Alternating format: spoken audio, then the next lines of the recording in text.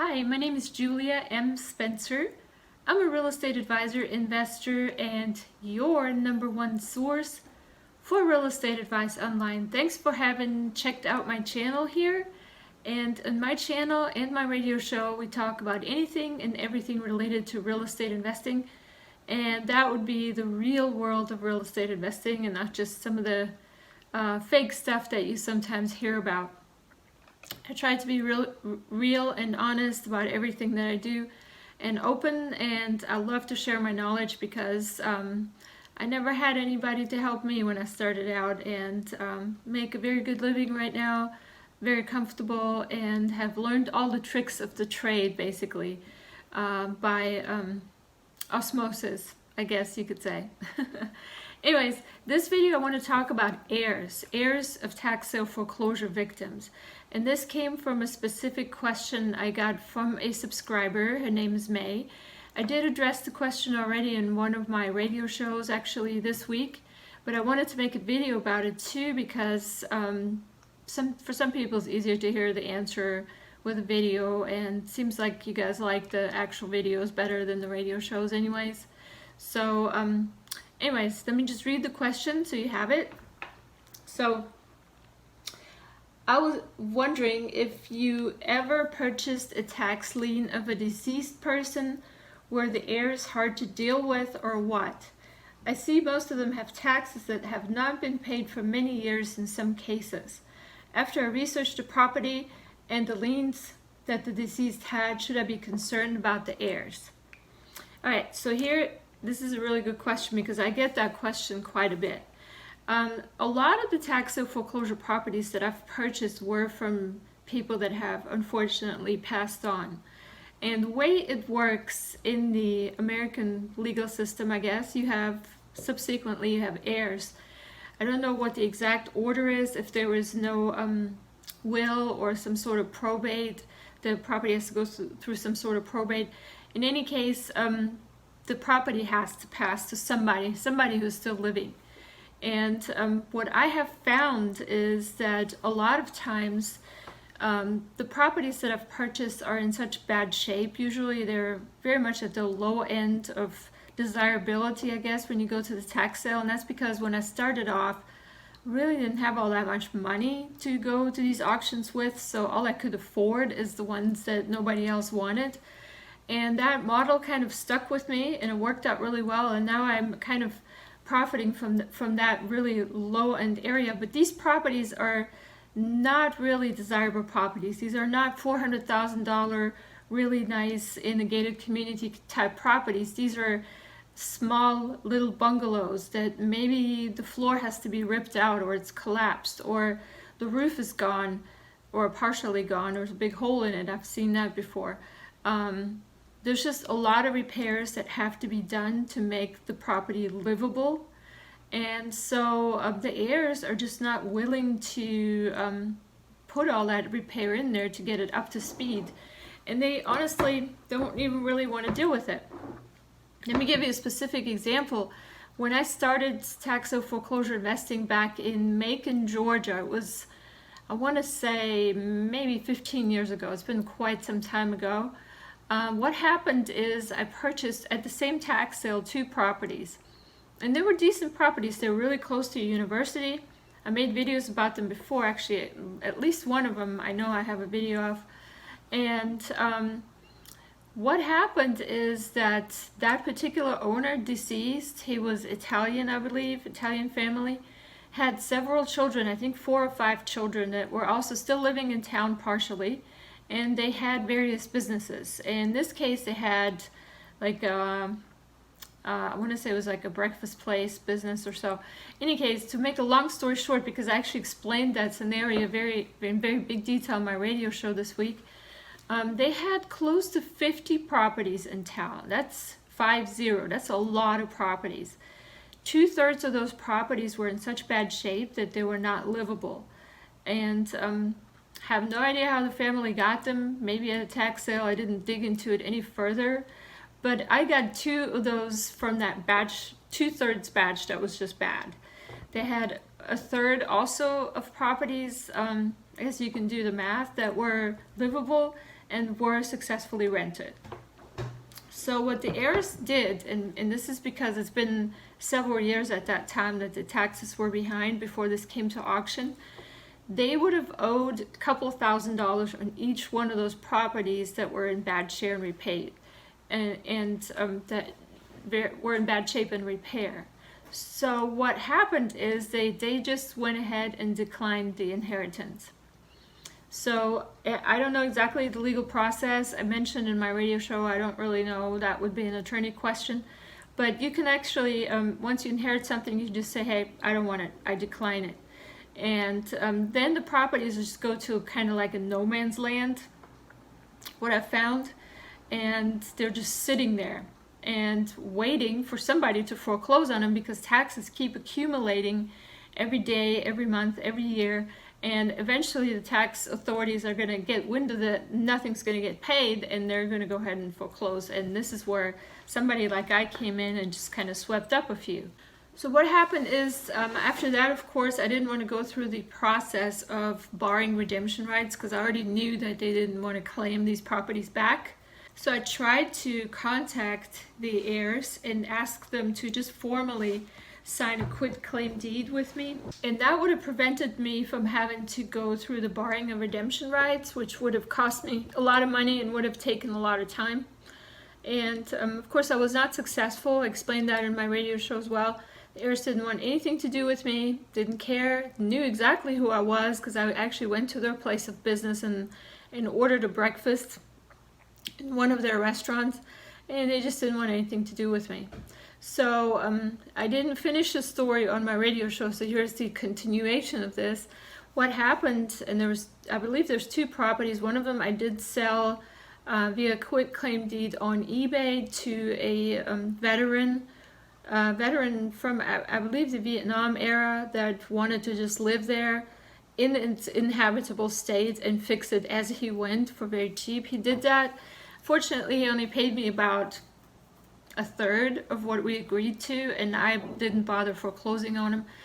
Mind you, this was like many years ago, and I really didn't know what I was doing. I was just kind of like poking in the dark, and he didn't pay me and stopped making payments. I'm like, okay, I guess I lost that property, you know, that kind of thing. Learned my lessons really well since then to write proper contracts and everything. In any case, I believe eventually he did leave the property, he didn't finish it, and it's either still in no man's land. I don't even know who owns it right now. I would have to go look it up, but obviously I don't own it anymore, so it's kind of like not my issue. But yeah, they never did sign the quitclaim deed over to us. They didn't care. They were apathetic, really, to speak to me, so that was not an issue with the heirs in this case. In another case, I was contacted through another property that I purchased at a tax sale, and there was also several children involved, and the property went to all of them equally. But the point was that they were all still living in the property when I purchased it at the tax sale. I did mention before, I try not to buy homesteads. For some reason, this one didn't come up as a homestead, so I didn't know who was living there. I thought it was just tenants. But it ended up the actual children and their partners and all their children. There was a lot of people in this home, and they were not very wealthy. They had to make do with what they had, and they were all living in this 3-bedroom home, and there was at least 10 people living in that home. So one of the children, the oldest daughter, I believe, finally contacted me, and she said, I need to pay off these taxes because we have no other place to live. You know, and they did, at the very last day, did pay me the redemption price, and of course at that point I gave the property back to them because I had to, and I wanted to anyways. This was the right thing to do, but they were very understanding. They were very appreciative. They were actually thanking me for the fact that I purchased the property and explained the process to them and wasn't kind of like a cutthroat thing. I was very accommodating with meeting them because they had transportation issues to even meet with me, and they did pay off the property pretty much on the very last day that they could, which was you know, for some tax sale foreclosure investors, this is aggravating because they want to just get their money and be done and move on to the next project. But I had patience. I didn't have an urgency to get this transaction done anyways. But I did explain to them the process, that they had to also make sure that they paid their city taxes, or else they get foreclosed on again. And the point was, they really just wanted to sell this property. The lady that contacted me, wanted to move to a condo and just live there with her children only, not with all of her siblings and all these other people. And they just had a really hard time figuring out how they're going to do this, because they had obviously problems with everybody finding a decent place to live other than their parents' home. And on top of that, the place was also in very bad shape, needed a lot of repairs. So she was wondering, if I knew anybody that could help her out to fix it, or if I knew anybody that wanted to buy it. And if I wanted to buy it, even she asked me if I wanted to buy it for a decent price. At that point, I really wasn't interested in purchasing a property, because I had a couple other projects going already at the time that I was remodeling, so I didn't even have the cash flow to buy it. But yeah, we were very much communicating, and we were very understanding, and trying to make it work, trying to make it a win-win for everyone. So it's not a situation where the heirs have a hard time dealing with it. It's just they're stuck with having to deal with it, and we're dealing with it together, basically. In another instance, there was a lady whose property I purchased. She was elderly. I also mentioned this on my radio show. It was a 2-story duplex, so it was 2 units, and each unit had 2 stories. One of the sides was still livable, barely. Excuse me. The other side was not livable. It needed a lot of repairs. And the lady has inherited it from her mother. She was already herself elderly. She couldn't go up the stairs. And she's lived there all her life, since the 50s. And her mother had passed away since, and she's promised her mother on her deathbed that she would take care of the property. And it came to the point where she couldn't pay for it anymore, couldn't pay the taxes, and it was paid off. So there was just no way. She couldn't sell it in that bad of a shape. She'd offered it to people to buy. People were offering her some ridiculous amount, like $5,000 or something. She wanted to get at least $10,000 for it, which is, I think, back in the 50s, what her mother had paid for it, or something like that. I can't remember exactly the story. So in that case, we basically agreed for me to see if I could find her a buyer. I'm not a real estate agent. I can't do the transaction, but I could, ask around, see if anybody maybe wanted to buy it. And lucky me, I did find somebody that was willing to pay her price that she wanted, plus whatever was owed to pay me back for the taxes that I paid at the auction. So once we had all that figured out, the 3 of us got together and basically did like a 3-way transaction. The new buyer purchased the property from the lady. The owner that had lost, it was still within the redemption period, so I was kind of hands off. And from the proceeds, the lady just paid back the taxes to me. It was kind of like we did everything at the same time. And the original owner, she quit claim deed the property to the new owner, and the new owner gave the original owner her price, and the original owner then paid me what was owed on the taxes. So I didn't make any money in this deal. I didn't want to. It didn't feel like the right thing to do. You kind of have to take all these cases case by case. So yeah, it's not hard to deal with heirs. It's just you have to be human about it. You have to do the right thing. You have to make sure that you take everybody's opinion into account and listen to their story. Don't just walk away and look at the dollar signs, because you're never going to be happy for the rest of your life. The real estate investing business, for a lot of people, is just all about dollars and cents and money and the bottom line.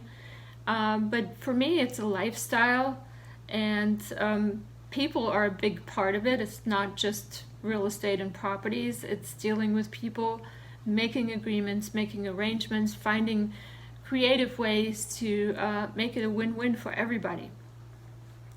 So I hope you like this video. I know it's going on like quite a long time. I don't usually make my videos this long, but I wanted to basically talk about this question.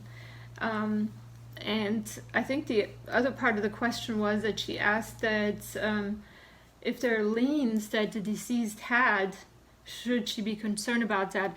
That kind of goes with another question that she asked as well. Liens are not really that big of a deal when you come to a tax sale foreclosure auction. It depends on who the liens are from and what kind of auction it is. Just remember the seniority level. I think I addressed it in one of my other videos. Any kind of government lien, tax lien, IRS lien, these are all the most senior ones.